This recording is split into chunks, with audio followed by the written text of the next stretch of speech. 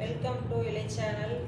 உருளைக்கிழங்கு சாம்பாருக்கு பெரிய வெங்காயம் 2, 4 தக்காளி, 2 பச்சை மிளகா, மல்லி இலை, இப்போ இதெல்லாம் கட் பண்ணி எடுத்து வச்சாச்சு. உருளைக்கிழங்கு நல்லா மதித்து வச்சாச்சு. இப்போ இனிமேல் தாளிச்சிக்கலாம். இப்போ எண்ணெய் விட்டுக்கலாம். வடச்சட்டியில் எண்ணெய் காஞ்சதும் கடுகு போட்டுக்கலாம். பெரிய வெங்காயம் போட்டுக்கலாம்.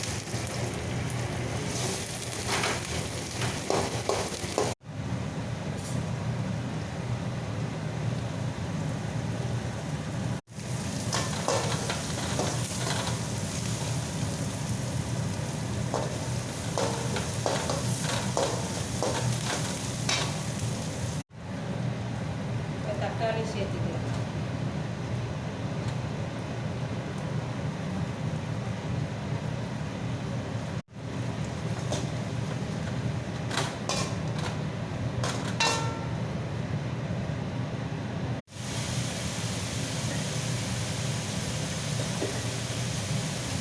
கல்லுப்பு சேர்த்துக்கலாம்.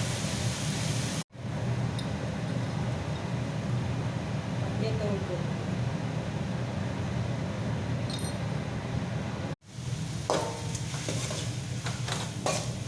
தக்காளி நல்லா மைய வணங்கணும். வணங்கின முன்னாடி உருளைக்கிழங்கு போடணும். இப்போ தக்காளி நல்லா மைய வணங்கிடுச்சு. உருளைக்கிழங்கு சேர்த்துக்கலாம்.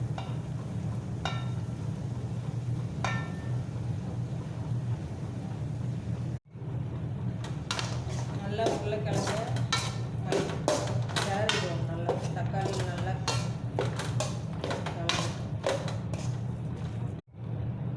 தண்ணி சேர்த்துக்கணும். 1 டம்ளர் தண்ணி சேர்த்துக்கணும்.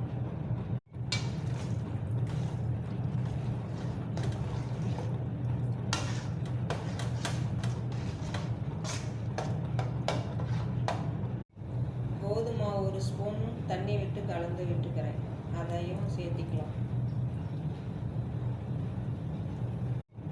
1 ஸ்பூன் சாம்பார் பொடி சேர்த்திக்கலாம். இந்த சாம்பாருக்கே சாம்பார் பொடி போட்டிங்கன்னா தான் டேஸ்ட் நல்லா இருக்கும். நல்லா கொதி வருதுன்னா மல்லி இலை தூவி ஆஃப் பண்ணிடுங்க. இட்லி தோசைக்கு இது சூப்பராக இருக்கும். நீங்களும் சாம்பார் நல்லா கொதிக்குது. இப்போ ஆஃப் பண்ணிடலாம். பாருங்கள், சூப்பரான சாம்பார் ரெடி ஆயிடுச்சு.